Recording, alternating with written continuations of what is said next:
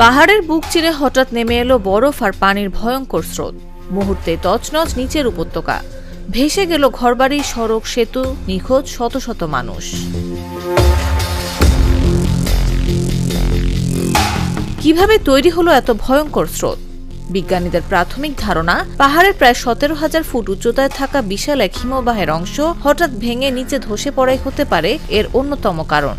Satellite ছবি বিশ্লেষণ করে কানাডার ইউনিভার্সিটি অফ ক্যালগারির ভূতত্ত্ববিদ ড্যানিয়েল সুগার জানান, প্রায় 2000 ফুট চওড়া বিশাল এক বরফখণ্ড হিমবাহ থেকে বিচ্ছিন্ন হয়ে 1 কিলোমিটারেরও বেশি খাড়া পথ বেয়ে নিচে নেমে আসে। প্রায় 17,000 ফুট উচ্চতা থেকে 4,000 ফুট নিচে ধসে পড়ার সময় সঙ্গে নেয় বিপুল বরফ ও পানি। তীব্র আঘাতে চূর্ণ হয়ে যাওয়া বরফ মিশে যায় পানির সঙ্গে, আর তখনই তৈরি হয় ভয়ঙ্কর গতির বরফ পানির স্রোত।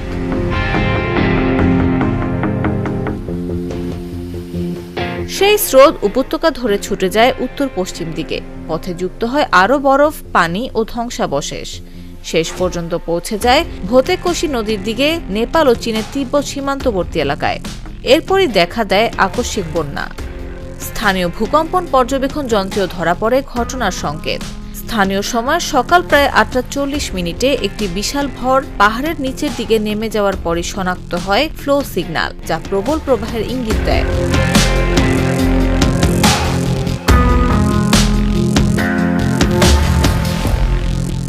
একই সময় ইউএসজিএস 4.4 মাত্রার কম্পন রেকর্ড করে। তবে এটি ভূমিকম্প ছিল নাকি বিশাল বরফ ধসের অভিঘাত তা এখনও নিশ্চিত নয়।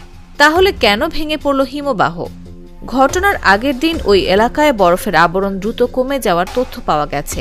উষ্ণ তাপমাত্রায় বরফ দুর্বল হয়ে পড়েছিল কিনা সেটিও খতিয়ে দেখছেন বিজ্ঞানীরা। তবে রহস্য এখনো কাটেনি। এত বিপুল পানির প্রবাহ দেখে বিশেষজ্ঞদের ধারণা, শুধু বরফ ধস নয়, হিমবাহের নিচে জমে থাকা পানি বা অন্য কোনো পাহাড়ি ধসও ভূমিকা রাখতে পারে।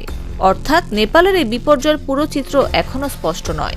তবে হিমালয়ের বুক থেকে নেমে আসা এই বরফ পানির স্রোত আবারও মনে করিয়ে দিল, পাহাড়ের চূড়ার সামান্য পরিবর্তনও নিচের জনপদের জন্য ডেকে আনতে পারে ভয়াবহ বিপর্যয়। নিউজ ডেস্ক, জাগো নিউজ।